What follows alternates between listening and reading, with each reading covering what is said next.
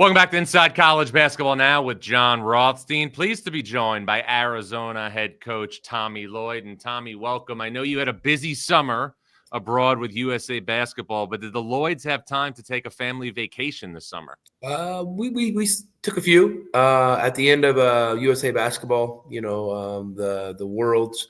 We went to Spain. We love going to the south of Spain. Kind of Malaga has become one of our favorite little places. So we spent a week there. But what you realize is, I was working hard. My son helped out with some video stuff on the trip. So, but the rest of our family was ready to come home, and I was like, "What? Like, we're not ready for another week in Europe for a vacation?" I've been working, but they'd been on vacation for a few weeks, so they were all ready to come home. So, but it was a good time. We got through a good week in Spain, and then I think in August we snuck to Laguna Beach for a little bit. Never done that. Had to get out the heat a little bit, and then my wife and I. Leon Rice's son got married up in Whitefish, Montana. Okay. So my wife and I went and spent a week up there and had a great time. Well, nobody knows the ins and outs of Europe better than you. You helped me, I remember, a couple of years ago when I went for the first time. So I'm curious, what was the best trip that you've ever taken? Oh, gosh. We got to go. Can't they all be good in their own right? I know, but we're trying to create compelling content. Oh, wow. Okay. The best one, I've loved Japan. Obviously that's not Europe. We took our team, with Complete Sports Management a couple of years ago to Israel and Abu Dhabi, which was an amazing trip. And it happened to be like 6 weeks before the October 7th attacks.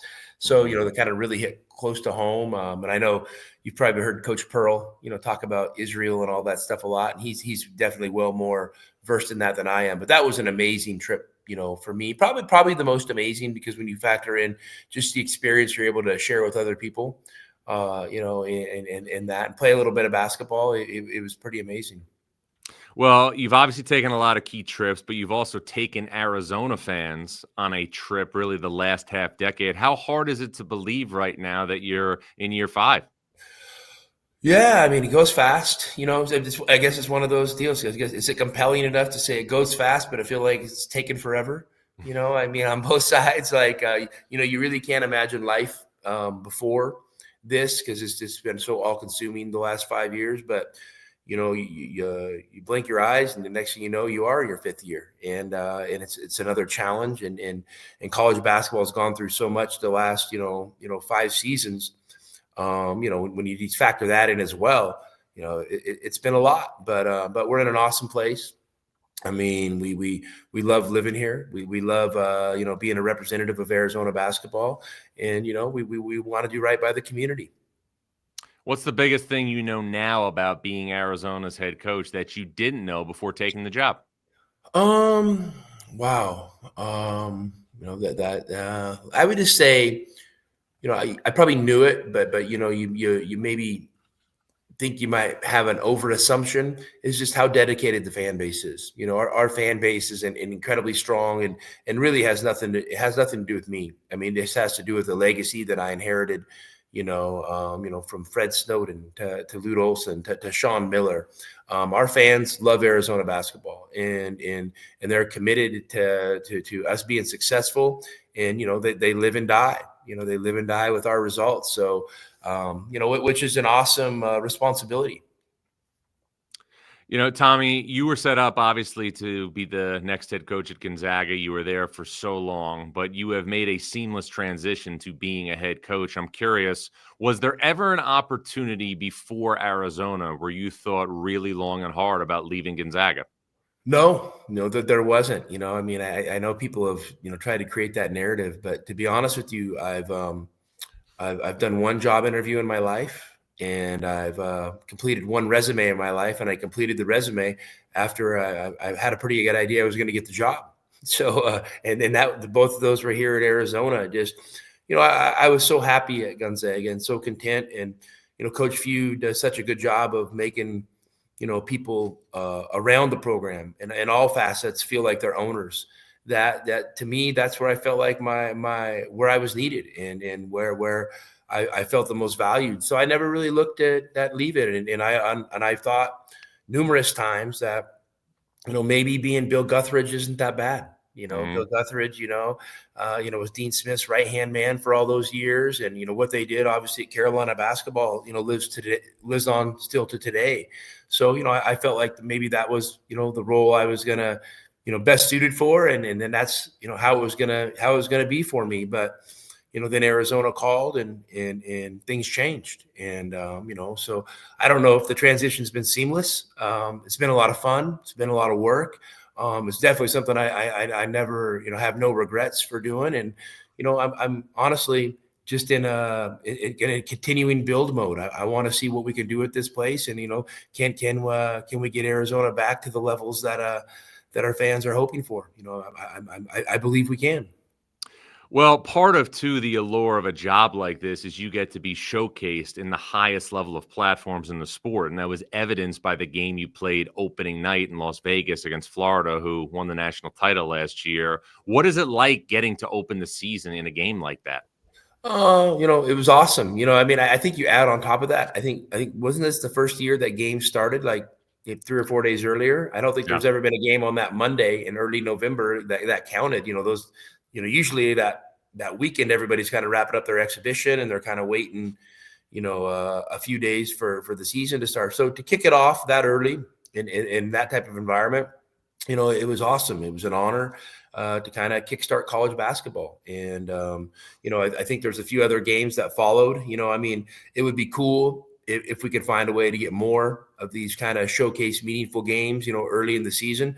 But, every coach has a right to run the program they feel, best. And I'm sure finances come into these things as well. These games, aren't easy to come by. And so, yeah, no, but for me, I'm a big fan of, playing these games early in the season. And I'm a big believer that, winning or losing doesn't necessarily dictate how your season's going to go, that early. And it's an opportunity, if you approach it the right way, to really learn about your team and get better. Tommy, I visited with you guys during the preseason in Tucson at a practice, and the biggest thing that stood out about this rendition of Arizona is the size and the physicality that you have up front. And you even stopped practice a couple of times to make sure that your players made sure to get the ball inside and obviously focus on that. Where does this size and physicality stack up among all the teams that you've coached? Well, I mean, it's right there, with all the rest, it's, we feel like we, are pretty comfortable with the style of basketball that we play. And for us to be successful, there has to be a level of physicality to it. I honestly haven't approached, I mean, it's really changed, kind of my approach to basketball, with all this analytic driven stuff. I mean, Mhm. obviously I understand analytics, but I also think that there's other factors that go into winning a game. And, I feel like if you can, be successful in the physicality areas, rebounding, protecting the paint, scoring in the paint. I mean, that's a great foundation to build off of. Of course, you need some perimeter shooting to loosen the defense, open up the gaps, and create some room in that paint. But that's the style of play that I'm very comfortable with. And I think, we try to build our teams to play that way. UConn won back-to-back national titles in 23 and 24, kind of going with a dual look at center. In 23, it was Sonongo and Klingon. In 24, it was Klingon and Samson Johnson playing, roughly 20 minutes apiece. And you kind of have that makeup this year with Mo Krivish and Toby Awaka in terms of having two comparable, bigs that could easily both be starters. Is that kind of the formula that you're looking at for the five? Well, I mean, it's a luxury to have depth, because at the end of the day, you're asking a lot of those guys. You're asking them to sprint the floor in transition. You're asking them to sprint back in defensive transition. You're asking them to get out in ball screen coverages. You're asking them to sprint out and set ball screens. So those bigs carry a heavy physical load, and if you have one really good one, I mean, obviously that's a luxury, because just having great big guys is a luxury in and of itself. But just having one, you become susceptible to foul trouble or Yeah. maybe them wearing out over the course of the season. So having two guys that you're comfortable with, really kind of impacts what you're able to do rotation wise. Now, one player who's obviously still just scratching the surface on your roster in his college career is Koa Peat, who joined the conversation among the elite freshmen and the elite players in college basketball of his performance on opening night against Florida. I know you had high expectations for Koa, but what was it like from your vantage point to see him put on a performance like that in his first ever college game? Well, I mean, I didn't wake up that day thinking, Koa's going to score 30 today and make a statement. But I woke up, feeling comfortable that he was going to impact the game. And Koa's a unique talent. He plays incredibly hard. He's incredibly physical himself. He's a great ball handler. So I think that just kind of creates some really unique opportunities for what you can do with him on the floor. And and I'm sure. Listen, I'm sure his team see Koa. They're going to probably try to scheme and game plan, and he'll have a few things to figure out over the course of the season. But I have no doubt in my mind that at the end of the day, he's going to be one of the most impactful players in the game this year. If there was one player, past or present, that Koa Peat most reminded you of, who would it be? I mean, you're saying for the overall, I would say Larry Johnson. Okay. Let's throw this thing back here a little bit. And, I mean, the things Larry was doing in college, at UNLV, I mean, he'd come out of JUCO, so he might still have some eligibility left. We could check on that, see if we can get him eligible. He might have a year or two left since he played in a junior college. But yeah, I mean, just that package of physicality and pop in his legs and ability to kind of handle the ball and get where you want to go on the court. Reminds me, a little bit of watching Larry Johnson back in the day. For me, guys that I've coached, I mean, I would just say from just the size and the physicality and the athletic standpoint, I would say, reminds me a little bit of Rui Hachimura. I mean, people are seeing a different version of Rui now, in the NBA, where he's, become a really good 3-point shooter and is playing, from the 3-point line, out, then and driving in. Koa's not quite there yet with that stuff, but just that the package of physical tools reminds me a lot of Rui. Now, there's 3 other freshmen, obviously, in your rotation. All 3 have had moments of promise here the first couple of weeks. But what is it like, going through, obviously, the highs and lows, especially in this climate with first-year players in college basketball? Well, I think it's the same as it's ever been. I mean, the freshmen, are especially the really talented ones can impact a lot with their talent right away. But, I think there's a little bit of a learning curve involved. And to me, I'm always going to be sensitive to that. I want to give them space to kind of authentically grow and adjust on their own, and of course we're helping them and giving them, tips and things we think they should focus on, or trying to say, hey, this is coming down the road. You need to be ready for this. But, there is no better teacher than experience, for them getting a little bit of experience and kind of learning, from their own, their own positive things, their own negative things. So, for me, I'm excited. I mean, I love, thinking about how can we help them every single day. Our staff, loves the process of player development, and player development is more than just getting shots up with a guy. It's trying to teach a guy to figure out how to impact the game and how to, tilt things to the winning side for their team. And so we spent a lot of time on that. And that's one of the things that's really exciting about this team is we have those 4 young guys, that are getting some playing time already that I think can grow a lot over the course of the season. And they're anchored by, obviously, a returning nucleus that went to the Sweet 16 last season. You have 4 players in your program back that were on the roster last year. I know Mo Krevish didn't play, but Toby Awaka, who we mentioned, Anthony Delorso, and Jaden Bradley were all a part of that team that won 2 games in the NCAA tournament. In this climate, how big is it to have that type of retention? Well, they've been great. Those are guys that, have been through the battles, and have went through, the ups and downs of college basketball. And so having them been through that, there's a steadiness that comes with that.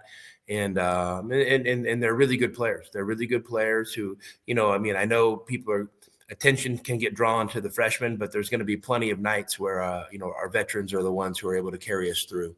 And so, yeah, so no, and again, we'll see Friday. Obviously Friday we have a tough 2 games away from home coming up here, and I'm sure our veterans are going to have a significant impact for us to be successful.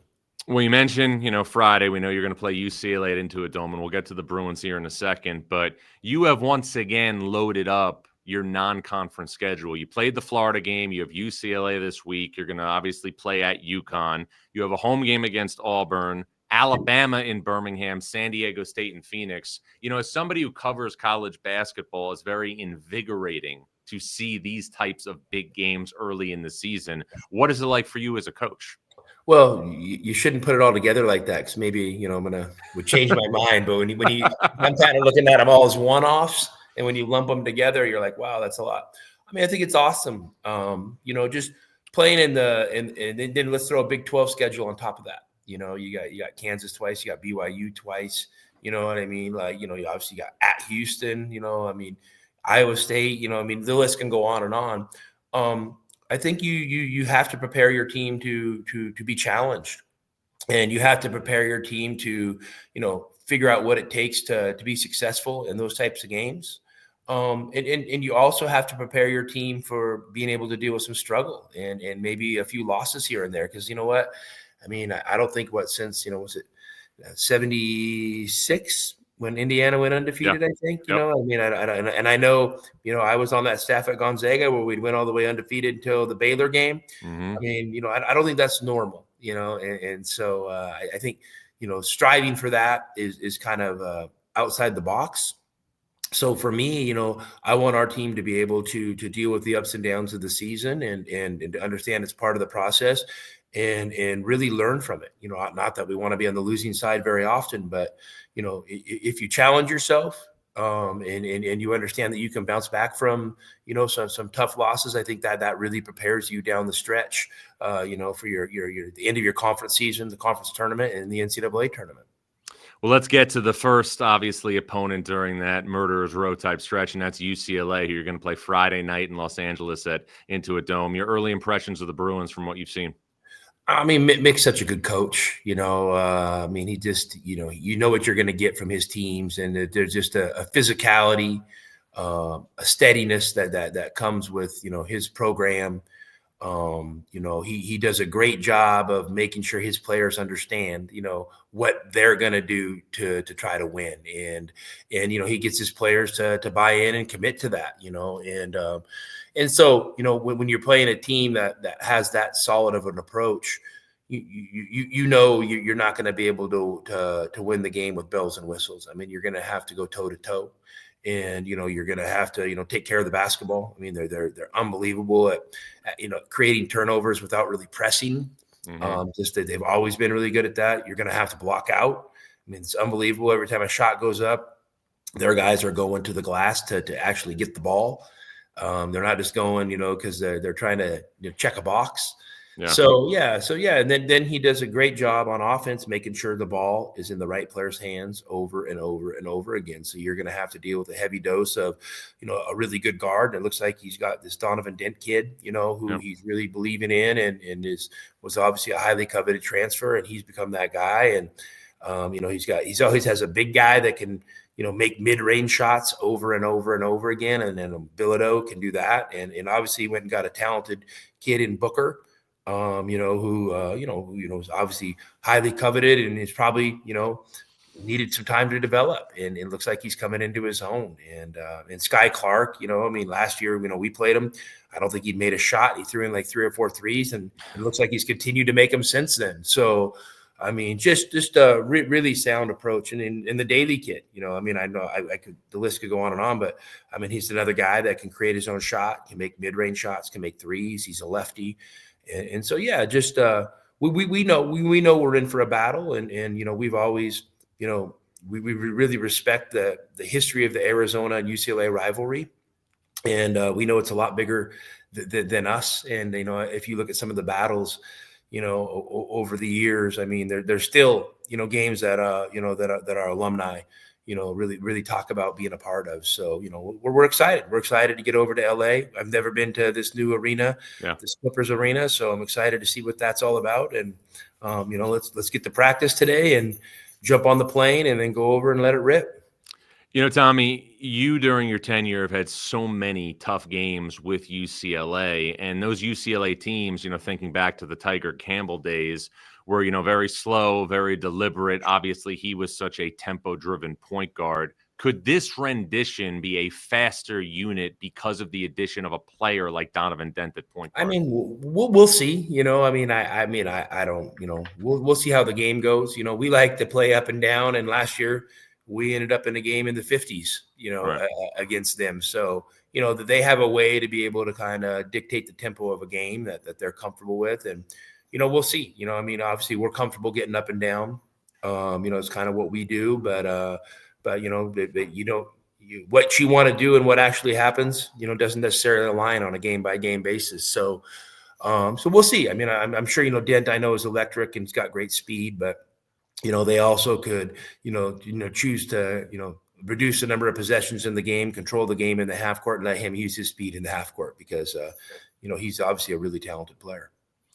I know this isn't the last year of this series, but obviously the Arizona UCLA game is just a game that's filled with rich tradition. Is this something that, as long as you're the Arizona coach, you want to make sure gets done and gets played on a yearly basis? Yeah, for sure. Mick and I have, we haven't had a lot of conversations about it, but we've never had, conversations that, pointed in any other direction. We'd like to play them on an annual basis if it works out. And, so hopefully we can, figure that out. There's, the Western, you Easterners don't know this, but the Western side of the United States is really big and there's a lot of space out here.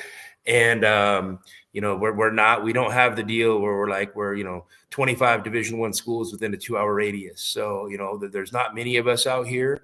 And I think we got to do the best job we can, keeping those rivalries healthy, in light of all this conference, realignment, where we're all kind of jumping all over the place. And listen, I have nothing against it. Playing in the Big 12 is awesome. But playing, UCLA 2 times a year in the Pac-12 was great as well. Well, Tommy, I'm curious, what has it been like for you to navigate going through the Big 12 and the experience that you've had, recently? I mean, it was awesome. Last year we started out a little bit slow. Whatever, you can put that on coaching or bad luck or, whatever it was. But the team rallied back and we knew the Big 12 was going to be a challenge and it proved to be. Every game was tough. Every road game, was a hostile environment. And, we had gotten pretty comfortable in the Pac-12, understanding we could go to certain places and, over half the fans would be Arizona fans. Yeah. And that wasn't the case, when we got to the Big 12.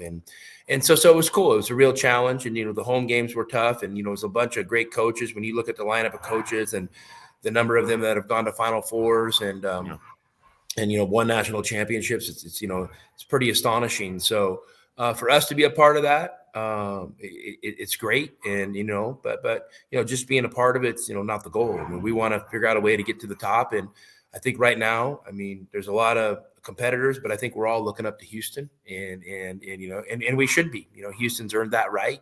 And until somebody else can go to toe to toe and challenge them, they're probably the team, that's carrying the torch. But we like the challenge, and we're going to do everything we can this year to give everyone in the Big 12 our best and see where we end up. I'm always fascinated in covering coaches, how much more they hold on to tough losses rather than celebrate great wins. I know you are still a very, very young head coach and you're in the early stages of what's going to be a long career. But from your experience, give me one tough loss that you always seem to take with you and give me one great win that always seems to resonate.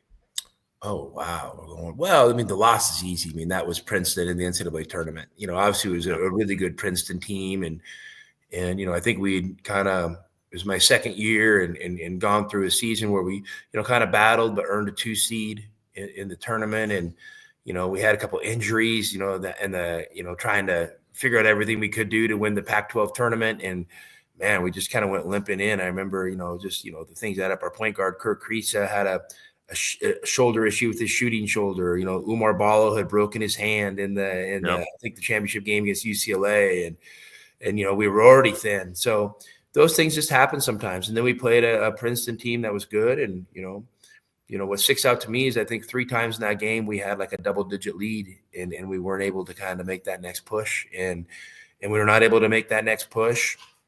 And that team kind of starts mounting the comeback that last, 4 or 5 minutes of a game. It's amazing how the energy in those arenas flips. Yes. And because everyone wants to see an upset.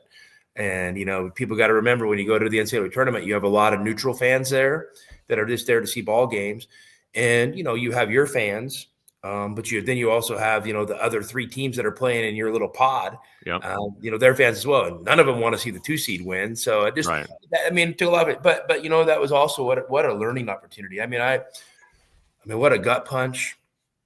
And, you're obviously devastated. And then, you look at the list of coaches, and you joined a club that included Ludos and Tom Izzo, Mike Krzyzewski, so you realize you're not alone. No doubt. In this, and it's part of the process. But, it really was a great opportunity for me to do some soul searching and, to figure out, what I needed to do to become a better coach. And so I spent a lot of time that offseason, not on X and O's as much, but, figuring out this culture piece, figuring out what drives culture and how I could be a part of that and how I could help it. So that was, a tough loss, but also it was an awesome learning opportunity for me. And I still carry a lot of that stuff with me to this day. A great win. Last year, I'm just saying it because it's recent, was the Oregon game in the NCAA tournament. We played in Seattle, and obviously, that's, an area that I grew up with and had a lot of friends and family there. That's not what made it great. What made it great is, it had been a tough year. And, we came in with a lot of excitement about a team, and, it took us a while to put it together. And the guys found a way and the staff found a way to put it together. And, we get to the what was it, the round of 32, right? It's a round of 32 game. And the next thing I know, we're down 17-4. And our guys hung with it. And I think we had a lead by halftime, and we're able to kind of, control the game down the stretch. And then, of course, they mount a comeback at the end, and we found a way to become victorious. So, just a great moment for the program. And just, for me, it was just, I remember, when we were 4-5, just telling myself, stay focused, don't get emotional, find a way to get this team to the Sweet 16, and then you can figure out what happens from there. And that was kind of, my prevailing thoughts, when we were struggling, just to kind of give me a focal point, and to actually be able to do that was a great feeling.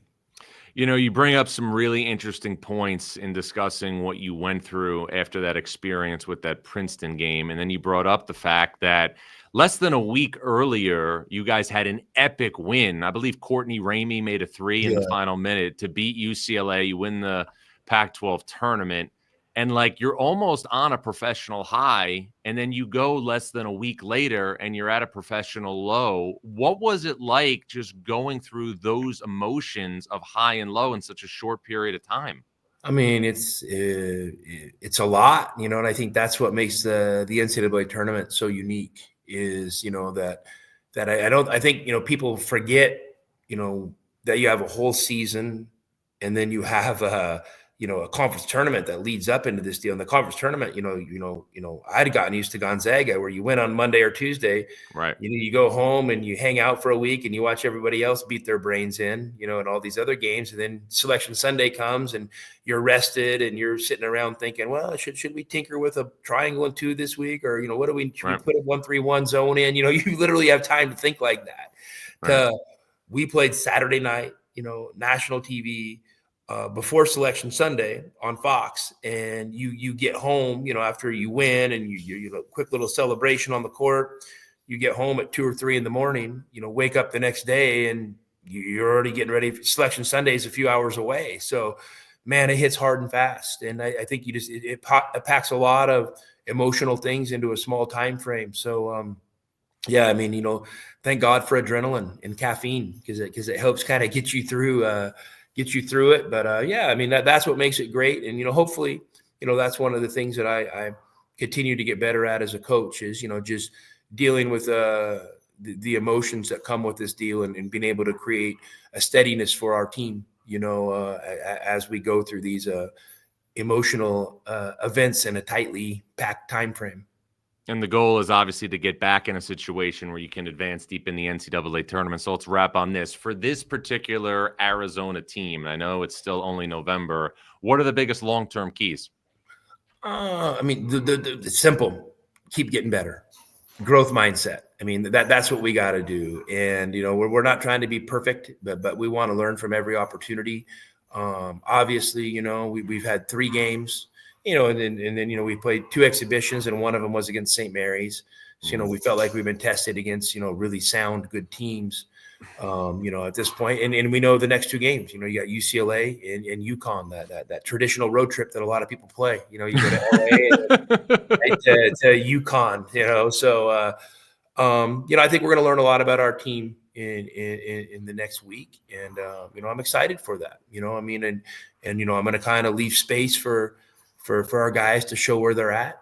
And, and we know it's going to be an incredible challenge. And, I know we're excited about the challenge. Now we got to be able to deal with the outcome and make sure that, our mindset is whatever the outcome is, we're going to be better for this. And, in 2 or 3 weeks, I hope we can be a different team.